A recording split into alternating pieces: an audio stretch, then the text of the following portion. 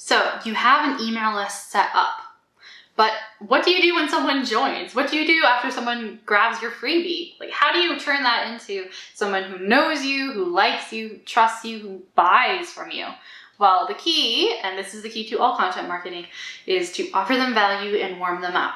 So we're going to talk today about the specifics to an effective email welcome sequence. So join me in a second.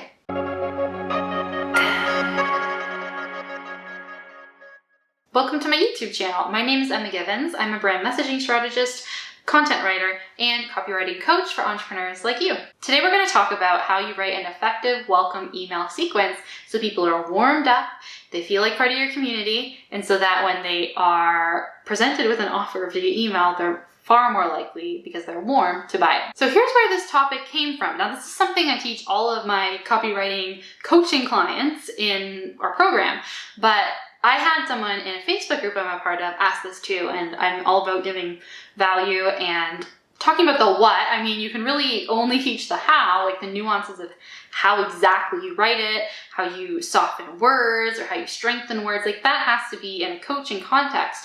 But I am happy to share the knowledge that I have. So this person asked this question. So this was brought to my attention because someone in a Facebook group that I'm a part of asked about how you write a welcome sequence. Like, actually, it was even more simple than that. It was, people are signing up to my email list, what do I do? So a welcome sequence is the answer. And this is something that I teach in depth in writing coaching with my coaching clients. That's where we really get into the how, right? Where we can actually work on specific phrasing, specific words, using your brand message to convey the journey you want them to go on. All those details of the how happens with coaching. And I'm happy to help you with that too, if that's something you're interested in. The link to that is down in the description, how you can get started with writing coaching. But let's start with here, the what. Like, what is this email sequence? What is it made up of? What are the emails on this journey? And I'm going to tell you exactly that. So let's say you've gotten an email list set up. Someone has signed up for your freebie. What happens next? All right. Number one, the first email you send is delivery of the freebie / welcome. So also, I think it's a great best practice to make sure that they're opting in properly. There's a double opt-in. Now, this depends country to country, but in theory, the first email of the sequence is delivery of the freebie. So making sure they've got it, they know exactly how to open it, they know that they can save it there, that kind of stuff. The other thing I would really recommend there is giving them a little instruction in terms of how you make sure they don't miss these emails. So you can tell them, even outright if you want to, that over the next week you're going to get some fantastic additional tips that aren't even in the freebie for you to actually use what you've got in there to its fullest potential. So keep an eye out on your email, and to make sure it doesn't get caught by spam, or to make sure we're whitelisted in Gmail, drag it over to the primary tab. Check the current tips about how you make sure that these things work. So I would check Gmail, at least telling them how you can make sure that it doesn't go missing. You might also want to tell them, if they use Outlook, how you make sure it doesn't go missing. That's just an extra thing. You don't have to do that, but it can help make sure that these emails actually get seen, in addition to having an exciting subject line and really good content in the email. So email number one, delivery of the freebie or welcome. Email number two, share the short version of your origin story. So if you haven't developed your origin story yet, it's critical and it's key to brand messaging foundations. And that's something that I can help you work on in a VIP day, and also in the Copy Wisdom Brand Messaging Workshop series that is coming back next in fall 2021. It's actually starting in September. So if you're interested in that, definitely check out the link below for Copy Wisdom to join the waitlist and learn a little bit more about the program in the meantime. But essentially, at the moment, at the very least, tell them a little bit about you. And I mean a little bit, like a paragraph is probably good. If you're just vaguely telling them about you with your origin story, you're going to have a little bit more structure to work with. But basically, something I really like to do is say, hey, yesterday I was so excited to tell you about your freebie that I forgot to introduce myself. My name is, and then this is why I help you, basically, is what you want to tell them. Make sure that you're thinking about why they care also. Like, don't just tell them who you are for the sake of it. Tell them why they care who you are. All right, email number 3 in your welcome sequence is to point out a standout element of your freebie. Because sometimes people get it in their inbox, they say, oh, I'll open up the PDF later, and they don't experience how incredible you are, and then they may not pay attention to your emails, or they may never get to the bottom of your freebie where it recommends the first step, the way that you can work with them. So we want to make sure that they've opened up their freebie and that they're getting everything that they can out of it. You can even give them the call to action to hit, if you can handle this, if you can actually respond to them, tell them to hit reply to this email and tell me what you thought of this tip, or tell me how you've used this tip. I promise you, you'll get a response from me. That's really cool. What a great experience to warm up. Now, if you can't commit to that, just don't offer it, right? You have to actually follow through if you're going to promise to talk to them. But I think if you have the capacity, especially if you're an early stage entrepreneur, that is an awesome opportunity to actually just keep the conversation going, to maybe invite them onto a sales call if it sounds like you can really help them with something. Fantastic way to really accelerate that relationship. So if you have the capacity, I recommend doing that. Email number 4 is to share a client success story. So this is another one of those core story types that we work on in either a VIP day or in the Copy Wisdom Brand Messaging Workshop series. So let's basically say that what you can use is a testimonial. Describe before, insert the testimonial to demonstrate during and after. So when I first started working with Clara, she was dealing with this, this, and this. Now, get their permission first to share this. But when I first started working with Clara, she was dealing with this, this, and this. We decided to work together in this incredible program. Now, I would recommend for the next email that this is an offer that you're about to pitch in the next email. So try and pick a testimonial of someone who has experienced that thing you're going to offer them in the next email. So Clara and I had a one-on-one copy coaching call where I gave her like 3 takeaways that immediately helped her business. Here's what she says. Insert testimonial. So now Clara feels this awesome way. So the 5th email is your introductory offer to them. So hopefully it's the offer that you gave a testimonial for in the previous email. But basically, this is a time to invite them to take you up on it. They've seen how awesome your freebie was, and now if they want to get to the next level faster, if they want it to be easier, whatever the biggest thing is that you can provide to them with this intro offer, they want that, now's the time to do it. So take advantage of this intro offer. This can be a special offer that's just made through your welcome sequence. It could also be just like inviting them to the lowest priced offer in your totem pole of potential services.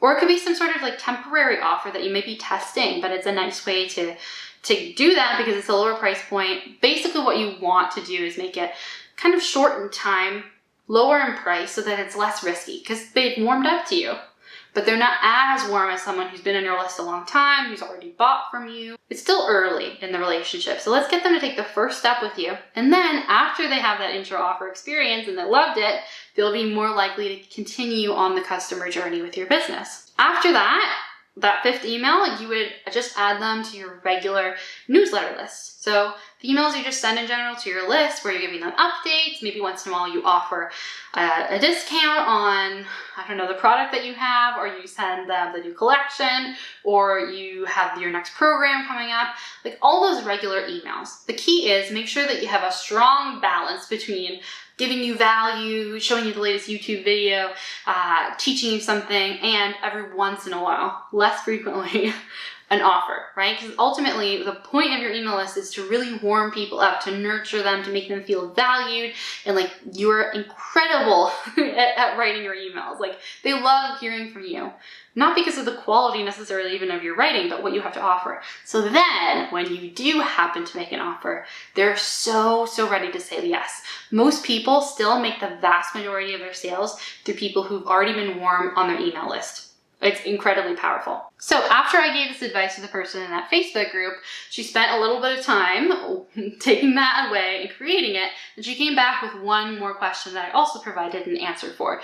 So she was asking, now that I've written these 5 emails, how frequently do they go out? And there's not exactly a right answer, just like you can technically tweak these emails, right? Like this isn't the only 5 emails you can send for a welcome sequence. It's honestly, I think, just the best place to start with the first time you're doing it. And to be honest, a lot of the time I'll just use these 5 in general. It just depends on what journey I'm trying to take the people on who are reading it. So here is my general advice for how you distribute these 5 emails. So email number 1, where you're delivering the freebie, is triggered the moment they sign up or the moment they double opt in, right? The moment you have permission to send them the email. That's really important because you want to make sure that they get immediate use out of it, that they actually open it, and that they start to develop that relationship with you. They see the value. The next email, so the one where you introduce yourself, email number 2, I send the day after, which is why I gave you that example of, I was so excited yesterday to talk about my freebie or to share my freebie with you that I forgot to introduce myself. So that's day 2. Then I would spread out the rest of them by about 2 days. Now, the person in the Facebook group, for example, decided she was going to go with 3 days and test that and see how that felt, because she really, really valued making sure that people didn't feel kind of overwhelmed or bombarded, was the word that she used. I also would go slightly more for 2 days because while I don't want to bombard them, I also want them to stay warm, right? And to make sure that they're actually keeping an eye out. I think the key is that it's not a crazy long sequence, right? So they get those first 2 emails and then there's only 3 more that come out every 2 days or maybe every 3 days. It's not like, oh, the freebie that I'm very frustrated by that people do. I don't know why people are still doing this, at least in 2021, because it's not the best freebie at the moment. If you're curious, it's more things like checklists that are doing really well. But selling the idea of an email sequence as the freebie, those can be incredibly overwhelming. I can't learn that way. It just doesn't work for me. It doesn't work for a lot of people. So it's not like that, right? Basically, they just need to keep an eye out for your emails for a few days to get that extra value from you, and also be invited to that first offer that you know is going to help them. If they got your freebie, that first offer is going to take it even further. So it's helping to make that offer. Okay, so ultimately remember this. Experiment a little bit.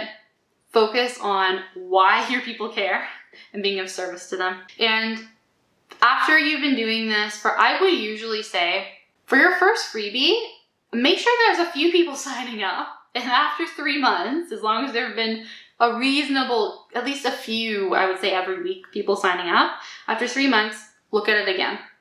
Maybe you do want to increase it. Maybe you want to update the intro offer.